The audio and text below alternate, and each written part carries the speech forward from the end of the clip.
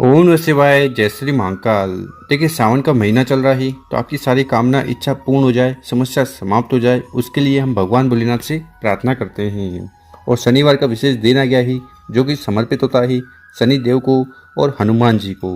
तो आज के इस उपाय में आपको मात्र 3 शमी के पत्ते लेने हैं और विशेष तरीके से उनको शिवलिंग पर जाकर समर्पित कर देना है। इस उपाय करने के बाद किसी भी कामना है, चाहे व्यापार को लेकर हो, नौकरी को लेकर हो या धन प्राप्ति को लेकर हो, वो पूर्ण होगी और समस्या समाप्त होने लगेगी। तो भगवान शंकर को प्रसन्न करने के लिए गुरुजी ने अचूक उपाय बताया है। कैसे करना है वो तो हम बताएंगे। उसके पहले इस वीडियो को लाइक कर दें, चैनल पर नए हो सब्सक्राइब कर दें और कम से कम 3 लोगों के साथ व्हाट्सएप पर इस वीडियो को जरूर शेयर करें, उन लोगों की मदद करें।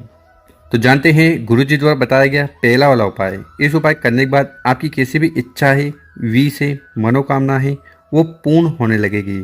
देखिए, अगर आपका व्यापार नहीं चल रहा है, नौकरी में उन्नति नहीं हो पा रही है, आपके कार्य नहीं बन पा रहे हैं, तो आपको ये पहला वाला उपाय जरूर करना है।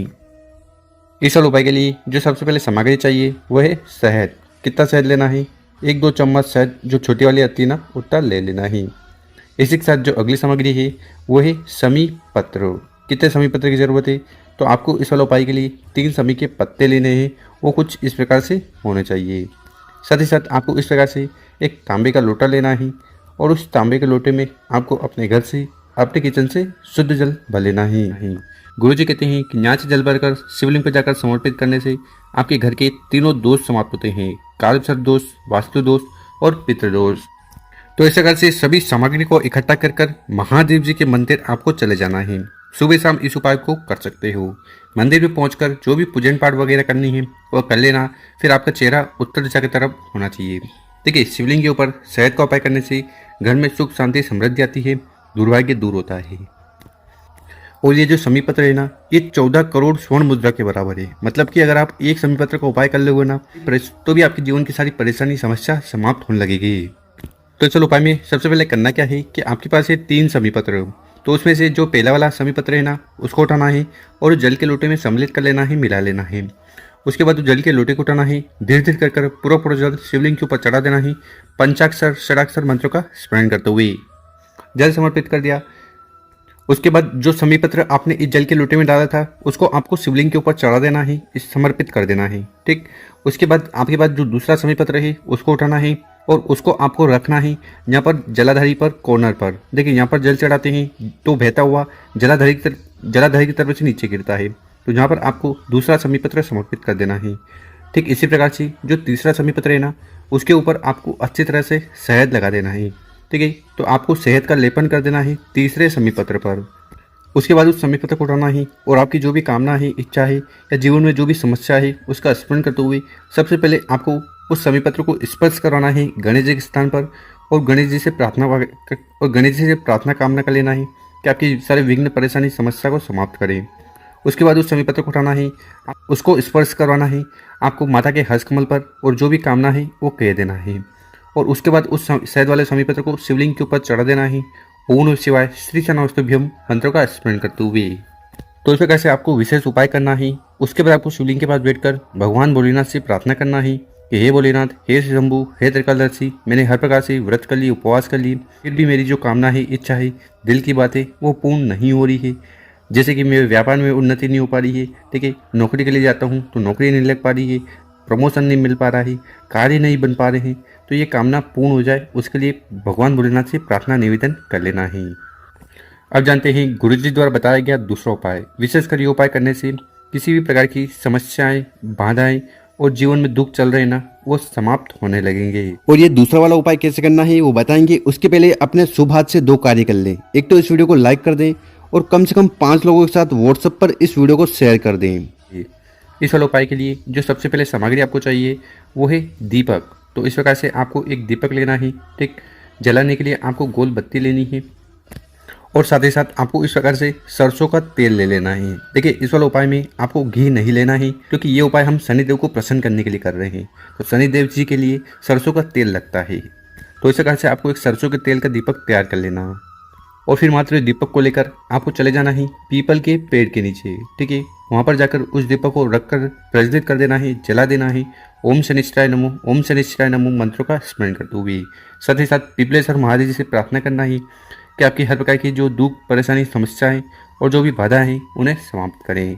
तो ऐसी विशेष प्रार्थना करते हुए दूसरा वाला विशेष उपाय जरूर करिएगा। अब जान लेते हैं गुरुजी द्वारा बताया गया तीसरा उपाय। विशेषकर ये उपाय करने से आपकी हर प्रकार की जो दिल की बात है, इच्छा है, मनोरथ है, विशेष है, वो पूर्ण होने लगेगी। अब इस वाले उपाय के लिए आपको क्या क्या सामग्री की जरूरत है देखते जाइएगा। सबसे पहले आपको इस प्रकार से चावल का दाना ले लेना है। कितना? मात्र एक, ठीक है। और वो कहीं से खंडित टूटा फूटा नहीं होना चाहिए। साथ ही साथ जो अगली सामग्री है वो है बेलपत्र। कितने बेलपत्र की जरूरत है? मात्र एक बेलपत्र लेना है, ठीक। और वो भी कहीं से टूटा फूटा ना हो, क्योंकि शिवलिंग के ऊपर कभी भी कोई भी खंडित चीज समर्पित नहीं की जाती, ठीक। इस प्रकार से बेलपत्र ले लेना। साथ ही साथ आपको इस प्रकार से एक फूल लेना है। कौन सा फूल? देखिए, आपको सफ़ेद फूल लेना है, ठीक। और एक सफ़ेद फूल में केतकी का फूल आता है, तो केतकी के फूल के अलावा आप कौन सा भी सफ़ेद फूल ले लीजिएगा। और आखिरी में आपको इस प्रकार से तांबे का लोटा लेना है, और उस तांबे के लोटे में आपको अपने घर से, अपने किचन से शुद्ध जल भर लेना है। गुरुजी कहते हैं कि यहाँ से जल भरकर शिवलिंग पर जाकर समर्पित करने से आपके घर के तीनों दोष समाप्त होते हैं: कालसर्प दोष, वास्तु दोष और पितृदोष। तो इस प्रकार से बताई गई सामग्री को लेकर महादेव जी के मंदिर आपको चले जाना है। सुबह शाम इस उपाय को कर सकते हो, और विशेषकर इस उपाय करने के बाद अवधूतेश्वर महादेव जी की असीम कृपा आप पर होने वाली है। देखिए, शिवलिंग के ऊपर अगर आप बेलपत्र का उपाय करते हो तो कामना पूर्ण होती है। चावल के दाने का उपाय करने से आपके कार्य बनने लगते हैं, और जो आर्थिक समस्या जीवन में चल रही है ना, वो समाप्त होती है। फूल का उपाय करने से भगवान भोलेनाथ बहुत ज़्यादा प्रसन्न होते हैं। तो इस उपाय में सबसे पहले करना क्या है, वो चावल के दाने को उठाना है, जल के लोटे में सम्मिलित कर लेना है, फूल उठाना है, उसको भी जल के लोटे में डाल देना है, और बेलपत्र को भी जल के लोटे में डाल देना है। और उसके बाद उस जल के लोटे को उठाना है, धीरे धीरे कर पूरा जल शिवलिंग के ऊपर समर्पित कर देना है।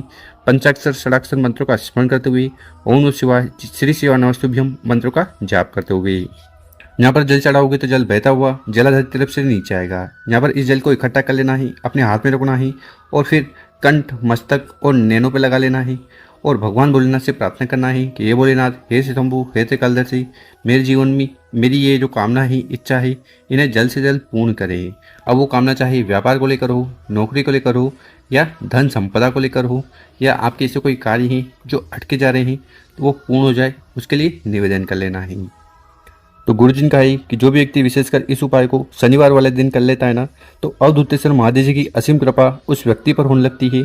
सारी परेशानी, समस्याएं, बाधाएं खत्म होगी, और जो भी कामना है, इच्छा है, वो पूर्ण होने लगेगी। तो गुरुजी द्वारा बताया गया बहुत ही अद्भुत और विशेष उपाय है, कर जरूर देखेगा। मेरे प्यारे दोस्तों, वीडियो अच्छी लगी हो, इस वीडियो को 5 लोगों के साथ व्हाट्सएप पर, इंस्टाग्राम पर या फेसबुक पर जरूर शेयर करें, उन लोगों की मदद करें। ओम नमः शिवाय, जय श्री महाकाल। मिलते हैं हम आपसे एक और नए वीडियो में।